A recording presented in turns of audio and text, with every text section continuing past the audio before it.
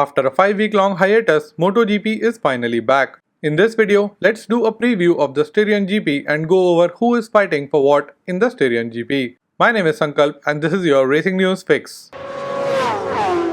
Just to refresh the memory, this is how the championships are looking going into the Austrian doubleheader.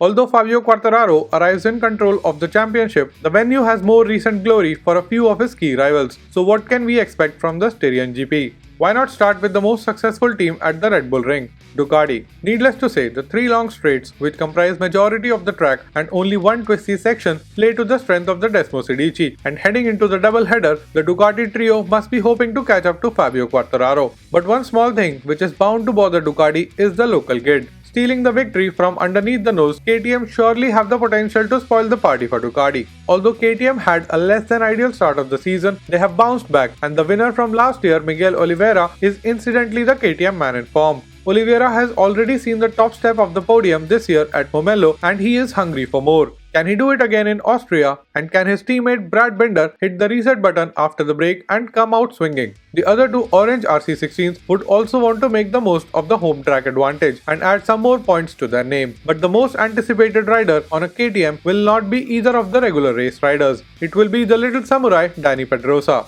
Making a wildcard appearance for the first time in his professional career, Dani will race on a non-Honda bike. Expectations have already been lowered by Dani himself, but for the fans, seeing him on the track with the rest of the guys will be joy enough. Meanwhile, at Yamaha, Fabio Quartararo will be looking to do the best damage limitation he can in the 2 rounds in enemy territory. And to be fair, the point cushion in the championship is exactly for these type of races where the odds are against the bike. On his way out of the Yamaha camp at the end of the year, Maverick Vinales will be looking to put the miserable first half of the season out of sight and out of mind and enjoy riding. Off-track news headlines will follow Rossi as he is still sitting on the decision regarding his future at the time of recording this video, and apparently he has offers for sale of the entire VR Academy as well. More on that in another video. Onto his teammate, Franco Morbidelli is under rehabilitation from knee surgery and in his place is another veteran Cal Crutchlow. The Brit is back for the 2 races in Austria and 1 in Silverstone, and much like Dani, he too lowered the expectations himself and insists development is the only goal for these race outings. The reigning champion has been winless so far this season, and although Joan Mir took his first Moto3 win at the Red Bull Ring as well as his first ever Premier Class podium, the characteristics of the bike do not seem to suit the track. With the all-new rear ride height device, can Mir throw a spanner in the works for Ducati and KTM and steal a podium for himself?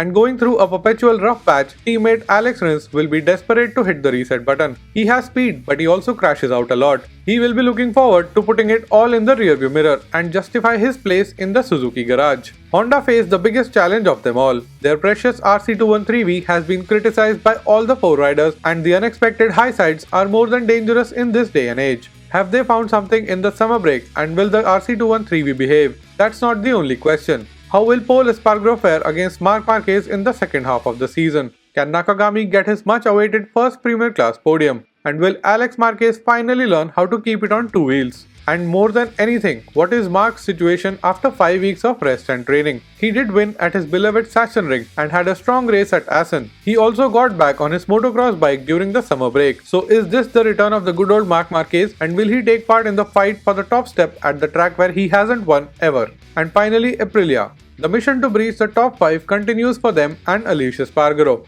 Already in their best season so far, anything they do going forward is going to be all positive. They are also the only team with concessions on the grid, and it will be interesting to see what improvements they bring to the RSGP after 5 weeks of summer break. And on a slightly different spectrum, the fight for the Rookie of the Year is looking very interesting. Current leader Enea Bastianini will be looking to increase his advantage on the track suited to his machine, and Luca Marini will be pushing with all his might to close the gap to his teammate Bastianini. At the same time, Jorge Martin is now further along in his rehabilitation journey and has the advantage of the factory hardware, so he will be the one to watch in the second half. Lorenzo Savadori will also be aiming to add to his points tally and learn a thing or two from his senior teammate. And I believe that's the entire grid. So if you made it till here, let me know by giving this video a big thumbs up. To stay up to date with all things MotoGP, hit the subscribe button and don't forget the notification bell. Here are 2 more videos which you might enjoy. My name is Sankalp and I'll be back with another video very soon.